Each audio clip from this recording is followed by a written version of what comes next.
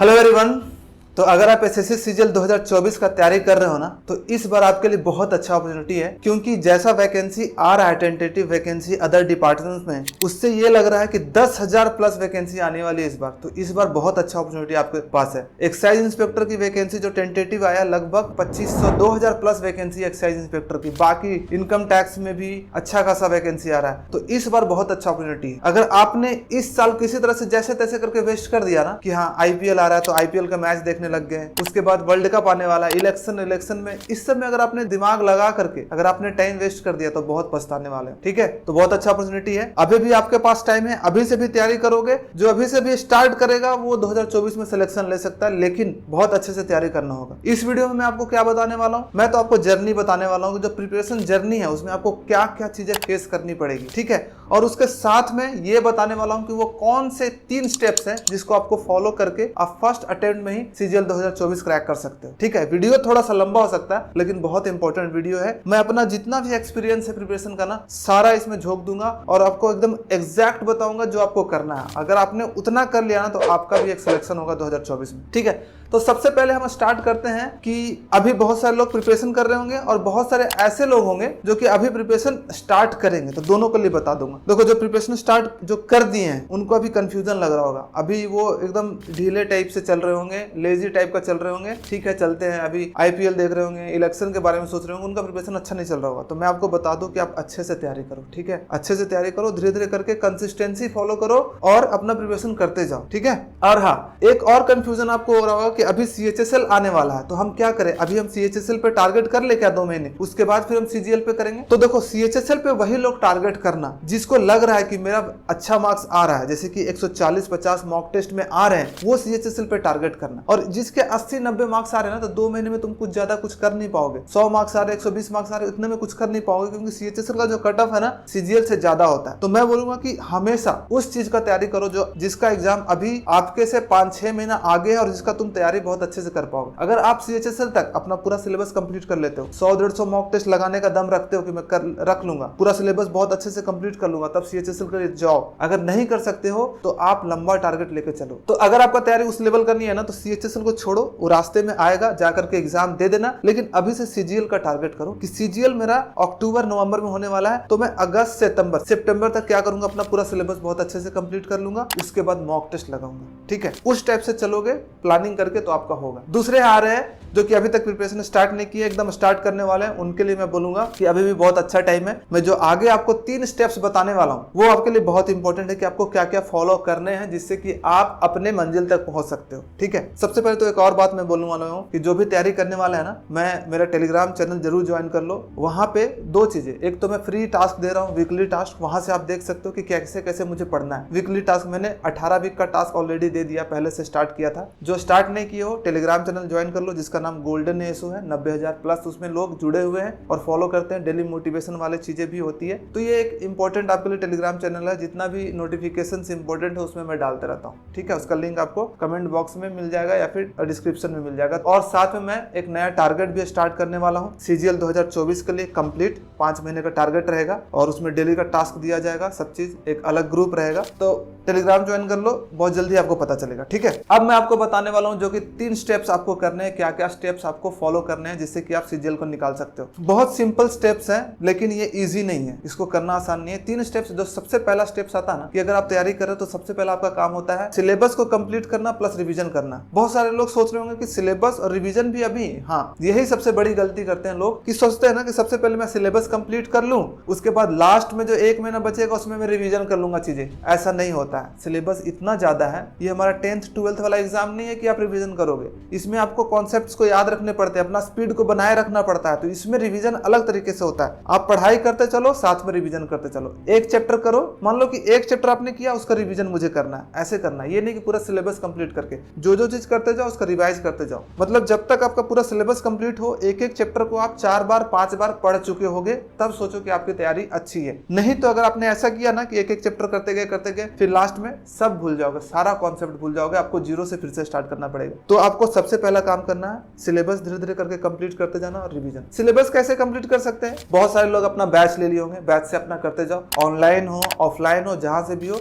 धीरे धीरे करके करते जाओ। यूट्यूब पे भी अगर आप सर्च करोगे तो बहुत सारी चीजें आपको मिल जाएगी, बहुत सारे फ्री वीडियोस हर सब्जेक्ट के मिल जाएंगे, वहां से भी कर सकते हो। अपना सिलेबस सामने रखो, सिलेबस से एक एक चैप्टर करके आप यूट्यूब से सर्च करके सारा वीडियो आराम से कर सकते हो। लेकिन जिसको इतना दिमाग नहीं लगाना, जिसको आइडिया नहीं है, अपना कोई बैच ले लो ऑनलाइन या ऑफलाइन, वहां से करो। और अगर उसमें भी बहुत सारे लोगों को दिक्कत है तो मेरा टारगेट बैच जो कि आने वाला उसको ज्वाइन कर सकते हो, या फिर फ्री वीकली जो टास्क चल रहा है उससे आप कर सकते हो। मैं उसमें लिंक भी देता हूं कि कौन सा वीडियो आप देख सकते हो इस चैप्टर के लिए, ठीक है। टेलीग्राम जरूर ज्वाइन करना, बहुत इंपॉर्टेंट है। सिलेबस कंप्लीट करते समय क्या चीजें ध्यान रखनी है? सबसे पहली चीज ध्यान ये रखनी है कि आपको नोट्स कॉपी जरूर बनाना है। बहुत सारे लोग इग्नोर करते हैं नोट्स कॉपी बनाना, लेकिन बिना नोट्स कॉपी का आपका कुछ फायदा नहीं होने वाला, मैं पहले बता दे रहा हूँ। नोट्स कॉपी बहुत इंपॉर्टेंट है। जो भी सब्जेक्ट हो, मैथ, इंग्लिश, रीजनिंग, जीके, चारों सब्जेक्ट का आपके पास अलग अलग कॉपी होनी चाहिए, मोटी मोटी कॉपी होनी चाहिए। स्पाइरल वाली जो होती है ना, वो कॉपी बना लो और अपना सारा नोट्स, क्वेश्चन और आंसर दोनों लिखना। और जितना अच्छे से अपना नोट्स बनाओगे ना, उतना फायदा आपको लास्ट में करने वाला। जब आप रिवाइज करोगे,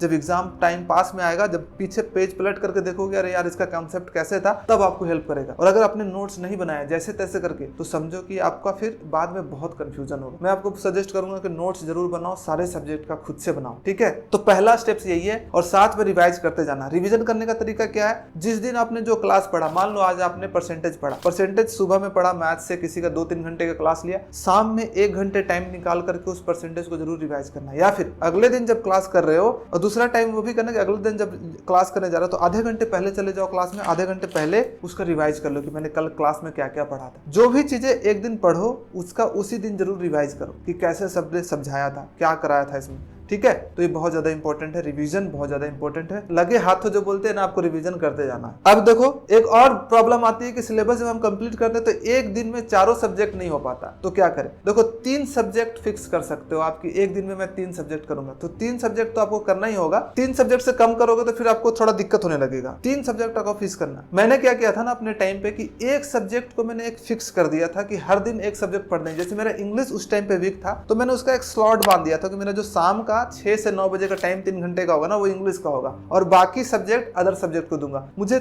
इंग्लिश को हर दिन देना ही था क्योंकि मुझे हर दिन वोकैब्स याद करने होते थे, मुझे रीडिंग डालना होता था, और मुझे इंग्लिश के कुछ और भी ग्रामर्स रूल याद करने होते थे। तो 3 घंटा मैंने इंग्लिश को दिया था क्योंकि मेरा सबसे वीकेस्ट सब्जेक्ट था वो। तो उसी तरह से आप भी एक सब्जेक्ट को फिक्स कर सकते हो टाइम, कि ये जो 3 घंटे है ना, मैं ये सब्जेक्ट को बांध देता हूँ, जो बाकी टाइम बचेंगे उसमें मैं 2 सब्जेक्ट पढ़ लूंगा, किसी दिन चेंज कर करके, किसी दिन मैथ इंग्लिश रीजनिंग पढ़ लिया, किसी दिन मैथ इंग्लिश जीके पढ़ लिया, ऐसे कर करके 3-3 सब्जेक्ट करके लेके भी चलोगे तो हो जाएगा। थोड़ा अपने आप को एडजस्ट करना पड़ेगा। और टारगेट आप, मैं बोलूंगा ना कि वीकली टारगेट आप बनाओ, ठीक है। कितने घंटे पढ़ना ये मत सोचो। सीजीएल का तैयारी कर रहे हो तो ये भूल जाओ कि कितने घंटे पढ़ने हैं। आप जितना ज्यादा टाइम दे सकते हो उतना ज्यादा पढ़ो। किसी दिन पढ़ने का कम मन करता तो उस दिन रिवीजन कर लो। हर दिन एक जैसा नहीं होगा इक्वल, लेकिन हर दिन कंसिस्टेंट होकर पढ़ाई करना बहुत ज्यादा इंपॉर्टेंट है, ठीक है। तो पहला स्टेप तो यही हो गया। दूसरा स्टेप क्या करना होता है? पहला स्टेप आपने सिलेबस कंप्लीट कर लिया, अपना नोट्स कॉपी बनाया, मतलब ये पूरा कंप्लीट नहीं, ये स्टेप होते रहेगा, तभी दूसरा स्टेप भी करना है। प्रीवियस ईयर क्वेश्चंस आपको बनाने हैं, ठीक है।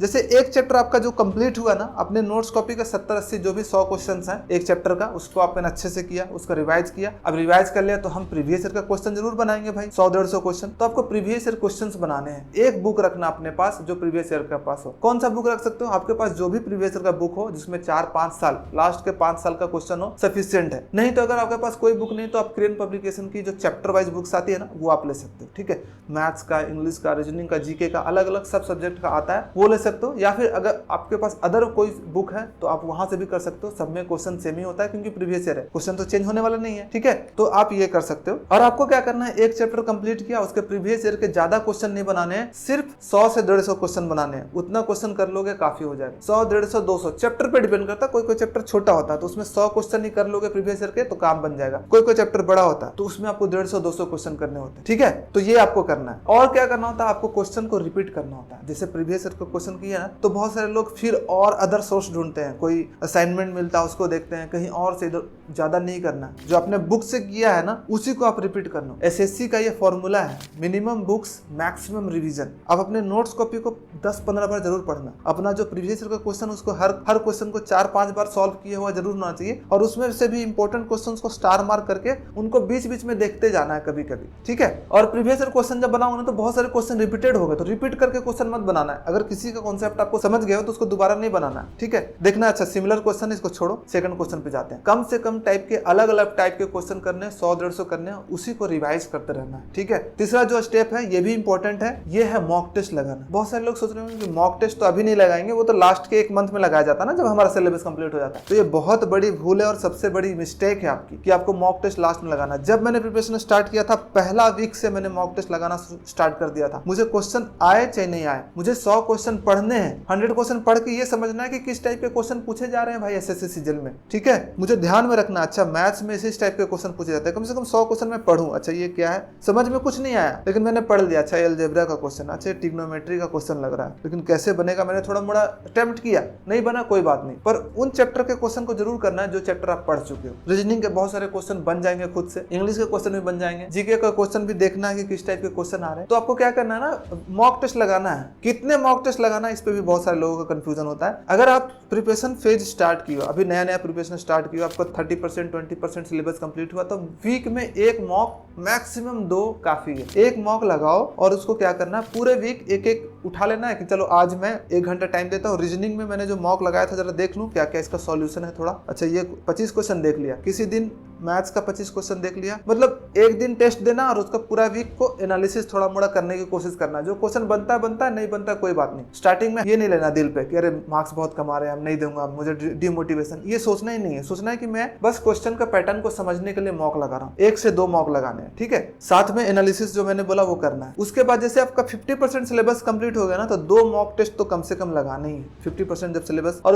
उसमें ये ध्यान रखना कि जब भी मॉक लगाऊं तो मेरा जो 25% मैंने सिलेबस कंप्लीट कर लिया उसके क्वेश्चन मैं छाट के सबसे पहले करूं, ठीक है। और उनके क्वेश्चन बनने चाहिए, नहीं बने तो उनको बाद में एनालिसिस करो कि क्यों नहीं बने मेरे क्वेश्चन, क्या दिक्कत हुई। उन क्वेश्चंस को अपने कॉपी में लिखो, एक मॉक की कॉपी। जब 50% सिलेबस कंप्लीट हो जाए ना, तब उसके बाद अपनी एक मॉक की कॉपी बना लो, ठीक है। मॉक का कॉपी मतलब जो क्वेश्चन आपको लग रहा है कि मैंने पढ़ लिया है पर एक मेरा क्वेश्चन इस चैप्टर से क्वेश्चन नहीं बने, उनको लिखना शुरू करो। जो चैप्टर आप नहीं पढ़े उनका क्वेश्चन को तो लिखने की जरूरत नहीं है, लेकिन अब जो चैप्टर पढ़ चुके हो और उसका क्वेश्चन नहीं बना, उनको अब लिखना शुरू करो कॉपी में, धीरे धीरे करके। मैथ्स का अलग, रीजनिंग का अलग, जीके का अलग और इंग्लिश का अलग, ऐसे करके ना धीरे धीरे करके आपका वो भी एक मॉक का कॉपी तैयार हो जाएगा। उस कॉपी को बीच बीच में रिवाइज करते जाना, हर 4-5 दिन पे 2 दिन पे देख लेना है कि अच्छा कौन कौन सा क्वेश्चन था जो कि नहीं बना था। बहुत इंपॉर्टेंट। जब आपका सिलेबस 70-80% हो तो 3 मॉक लगा लो। जब 100% सिलेबस कंप्लीट हो जाता है ना, तब आपको डेली एक मॉक टेस्ट लगाना होता है, ठीक है। और जब एग्जाम का 1 महीने 15-20 दिन बचता है, तब तो मैं 2-3 मॉक टेस्ट लगाता था, क्योंकि उस टाइम पे मार्क्स अच्छे आने लगते हैं और उसके बाद मॉक टेस्ट लगाने में मजा आता है। 1 घंटे लगाओगे 150 मार्क्स आ जाएंगे। तो ऐसे करके धीरे धीरे करके अपने मॉक टेस्ट का फ्रीक्वेंसी को बढ़ाना है। बहुत इंपॉर्टेंट है कि आप मॉक टेस्ट का एनालिसिस जरूर करें। एनालिसिस का मतलब क्या होता है कि सारे क्वेश्चन को फिर से एक बार देखना है। एक बार मॉक लगा लिए, 1 घंटे का मॉक लगाएं, अब आराम से बैठे 2-3 घंटे आपको लगेगा पूरा एनालिसिस करने में। एनालिसिस जरूर नहीं है एक टाइम में आप कर दो पूरा 2 घंटे में। अगर आपको मन नहीं करा तो एक टाइम बैठे 1 घंटे का रीजनिंग का पूरा एनालिसिस कर लिए 25 क्वेश्चन का। मतलब हर एक क्वेश्चन को फिर से देखना है और देखना है कि आपने जो क्वेश्चन बना लिया उसको भी देखो कि मैंने कितना टाइम लगाया है इस क्वेश्चन को बनाने में। अब कहां से मॉक टेस्ट लगा सकते हो भाई, मैं बता दूं, टेक्स्ट बुक से आप लगा सकते हो। टेक्स्ट बुक अच्छा प्लेटफॉर्म है, वहां पे बहुत अच्छा सा एनालिसिस होता है, इसलिए वहां से आप लगा सकते हो, ठीक है। और टॉपर कोड आप यूज कर सकते हो, TOPPER कूपन कोड है। अगर आप परचेस करना चाहते हो तो आपको थोड़ा डिस्काउंट 12% के आसपास डिस्काउंट भी मिल जाएगा। तो मैं कहां पे था, एनालिसिस पे था। तो एनालिसिस का मतलब होता है एक एक क्वेश्चन को फिर से देखना, जो क्वेश्चन आप बना चुके उसको भी। अगर आपने कोई क्वेश्चन बना लिया लेकिन उसमें ज्यादा टाइम लगाया तो सोचना है मैंने क्यों टाइम ज्यादा लगाया, मैं इसमें कैसे 5 सेकंड 10 सेकंड बचा सकता हूँ, टॉपर ने कितना टाइम लगाया। आपको हमेशा ट्राई करना है कि जो एवरेज स्टूडेंट ने टाइम लगाया उससे मैं कम टाइम लगाऊं, टॉपर के आसपास जाने की कोशिश करो। टॉपर ने जितना टाइम लगाया है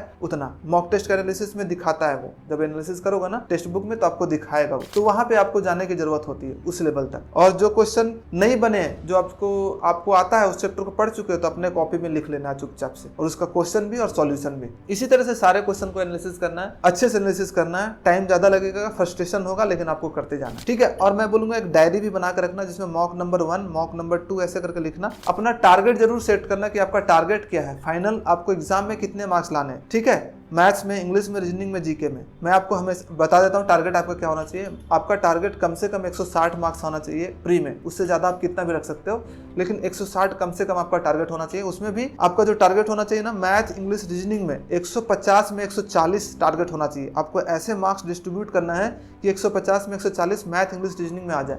और जीके में आपका 20-25 टारगेट, क्योंकि जीके अनप्रिडिक्टेबल है, ठीक है। उसमें उतने ही मार्क्स आते हैं, लगभग 20 से 25। उसमें और ज्यादा आ जाएगा तो अच्छी बात है, लेकिन मैथ इंग्लिश रीजनिंग में तो किसी न किसी हालत में 140 लाना ही है, तभी आप एक अच्छे कैंडिडेट बन पाओगे, सिलेक्शन लेने लायक कैंडिडेट बन पाओगे। ठीक है, तो ये करना है। एक चीज और दिक्कत आती है कि स्टार्टिंग में आपको ऑनलाइन मॉक टेस्ट लगाने का मन नहीं करता, तो आप क्या कर सकते हो ना, स्टार्टिंग के जो 30 मॉक टेस्ट है, अगर आप नए हो, नई पहली बार मॉक वॉक लगाओगे, तो मैं बोलूंगा कोई बुक ले लो, जो प्रीवियस ईयर का जो क्वेश्चन आता ना 100 क्वेश्चन का जो आया हुआ, बुक ले लो, बुक से बैठो आराम से। किसी दिन 1 घंटे में आपको पेपर नहीं होता, 1.5 घंटे बैठो, 100 क्वेश्चन देखने की कोशिश करो, 1.5 घंटे का टाइमर लगाओ, पूरे क्वेश्चन करो। ऐसे करके 20, 25, 30 सेट एक बार बुक से धीरे धीरे करके सॉल्व कर लो। जब वहां से आइडिया हो जाएगा किस किस टाइप के क्वेश्चन होते हैं, तब फिर ऑनलाइन में स्विच कर सकते हो, तो थोड़ा सा आपको फायदेमंद होगा। क्योंकि ऑनलाइन में 1 ही घंटा टाइम होता है, आपको लगेगा कि मैं ऑनलाइन वाला क्यों टेस्ट को बेकार करूं, ठीक है, मुझे तो कुछ आता नहीं है, तो आप बुक से कर सकते हो। बुक से क्वेश्चन पढ़ने में भी आसानी होती है, समझने में भी आसानी होती है। जब इतना कर लोगे 20-25, उसके बाद आप ऑनलाइन में स्विच कर सकते हो।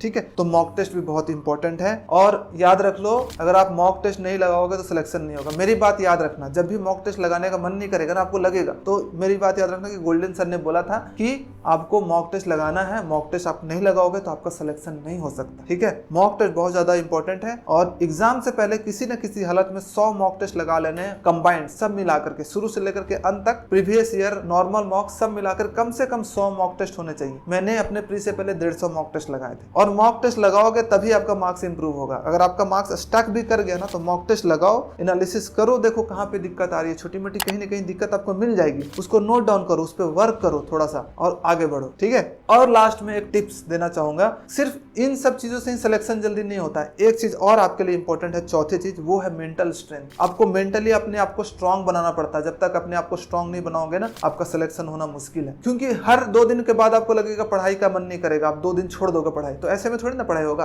आपको ये मेंटली इतना स्ट्रांग होना पड़ेगा कि नहीं, आपका इमोशंस कैसा भी आ रहा है मन में, कैसा भी आपको फील हो रहा है, लेकिन आप पढ़ाई कर रहे हैं। और आपको पहले से एक्सेप्ट कर लेना होगा ये कि 2024 मेरा एक हेल वाला वीक है, जो बहुत नर्क टाइप का है ना साल है, लेकिन इसी साल के बाद जो अगली साल आएगा ना, तो बहुत अच्छा साल आएगा। तो आपको 2024 से कोई एक्सपेक्टेशन नहीं रखना कि मुझे कोई खुशी मिलेगी, तो ऐसा एक्सपेक्टेशन हटा दो। सोचो कि मुझे अपने आप को इंप्रूव करना है 2024 में इंप्रूव करके ही 25 में मुझे एक अच्छा रिजल्ट मिलेगा, ऑफिसर बनूंगा, अपने फैमिली को प्राउड फील करवाऊंगा। ठीक है, एकदम सोचो कि मुझे कैसा भी इमोशंस हो, अपने टारगेट को याद रखो कि मुझे इनकम टैक्स इंस्पेक्टर बनना है, एक्साइज इंस्पेक्टर बनना, जो भी अपना टारगेट जरूर फिक्स करना अपना, और उसको सोचते रहना। ठीक है, तो ये सब चीजें हैं, बस इतना ही मैं बोलना चाहूंगा। आई होप कि इस वीडियो से आपको कुछ ना कुछ फायदा मिला होगा। ये सब चीजें फॉलो करो, बहुत इंपॉर्टेंट वीडियो है आपके लिए और बहुत इंपॉर्टेंट साल है इसके लिए। आप फिर से वेस्ट मत करना, देखो बहुत बड़ा नुकसान होने वाला। अगर आप 2024 वेस्ट कर दोगे तो फिर से 2025 में भी वही चीजें करना पड़ेगा जो आप 2024 में कर रहे हो। 10 लाख का नुकसान तो अलग होगा। अगर आप 1 साल पहले ज्वाइन करते हो तो 80,000 रुपए सैलरी आपको मिलने लगेगी, लेकिन अगर वही आप नहीं करते हो मेहनत, तो 80,000 आपका फिर 1 साल बाद मिलेगी। अगर आप 1 साल बाद सिलेक्शन लोगे तो क्यों 1 साल बाद वेस्ट करना? अगर आपको कोई 10 लाख रुपए दे रहा है कि चलो 10 लाख रुपए हम देंगे मेहनत करने का 1 साल, तो क्यों नहीं आप करोगे मेहनत? करो, 10 लाख आपको मिलना शुरू हो जाएगा। 1 लाख रुपए महीने, ग्रॉस सैलरी 1 लाख के आसपास है अभी 4600 ग्रेड पे का दिल्ली में। तो मेहनत करो आप प्लीज, ठीक है, प्लीज मेहनत करो और सिलेक्शन लो, बस अपने फैमिली को प्राउड फील करवाओ। चलो bye bye, thank you so much. अगर अच्छा लगा तो लाइक, सब्सक्राइब एंड शेयर जरूर करना इस वीडियो को लोगों को। चलो बाय। हेलो एवरीवन, तो इस वीडियो में एक बहुत बड़ा अनाउंसमेंट करने जा रहा हूं। अगर आपका टारगेट एसएससी सीजीएल 2024 है या फिर इसके बाद एसएससी सीजीएल 2025 है और या फिर 2024 में आपको एक गवर्नमेंट जॉब लेना है, तो ये वीडियो आपके लिए काफी इंपॉर्टेंट है। आप तैयारी तो करना चाहते हो, लेकिन आपको पता नहीं कि आप कैसे तैयारी करो, कहां से तैयारी करो, मैथ्स कहां से पढ़े, इंग्लिश कहां से पढ़े, रीजनिंग कहां से पढ़े, जीके कहां से पढ़े, आपको कंफ्यूजन है। तो इन सब चीजों का एक वन स्टॉप सॉल्यूशन मैं लेकर के आया हूं। मैं और मेरे साथ जो मेरी टीम है वो लेकर के आए हैं, और वो है संकल्प बैच 2024। ठीक है, इसमें आपको क्या क्या चीजें दिया जाएगा? कंप्लीट मैथ्स होगा आपका, मैथ्स पढ़ाएंगे विक्रांत सर, इंग्लिश रोशन सर पढ़ाएंगे जो कि सीजीएल सिलेक्टेड है, डेडिकेटेड टेलीग्राम ग्रुप होगा जिसमें कि आपको जीके और रीजनिंग उन दोनों सब्जेक्ट को भी नहीं छोड़ा जाएगा। उनका बैच नहीं होगा, बट उनका इंपॉर्टेंट वीडियो का लिंक भी आपको प्रोवाइड किया जाएगा जब डेली टारगेट दिया जाएगा, जो कि बेस्ट वीडियो होगा वो प्रोवाइड किया जाएगा। बैच कब से स्टार्ट होने वाला है? 21 से स्टार्ट होने वाला है, और इनरोलमेंट आज से ही स्टार्ट है, अभी से स्टार्ट है। कैसे करना है आगे आपको पता चलेगा, और बेसिक से एडवांस बोथ हिंदी और इंग्लिश मीडियम वाले के लिए होगा। हिंदी में भी पढ़ाया जाएगा और इंग्लिश में पढ़ाया जाएगा, ठीक है। और कहाँ पे ये मिलेगा, तो इसके लिए है, ये आप देख रहे हो सरकारी बाबू करके एक ऐप है, डेवलप किया गया है, वहां पे आपको मिलेगा, आप वहां पे इनरोल कर सकते हो। तो इसका लिंक ना डिस्क्रिप्शन में दे दिया जाएगा, डिस्क्रिप्शन में सबसे पहला लिंक वही होगा, और या फिर जो पिंड कमेंट है उसमें लिंक दे दिया जाएगा, वहां से डाउनलोड कर सकते हो। या फिर आप टेलीग्राम ग्रुप ज्वाइन कर लेना, गोल्डन एसो टेलीग्राम ग्रुप, उसका भी लिंक नीचे है, उसमें भी आपको उसका लिंक मिल जाएगा। वहां से आप इस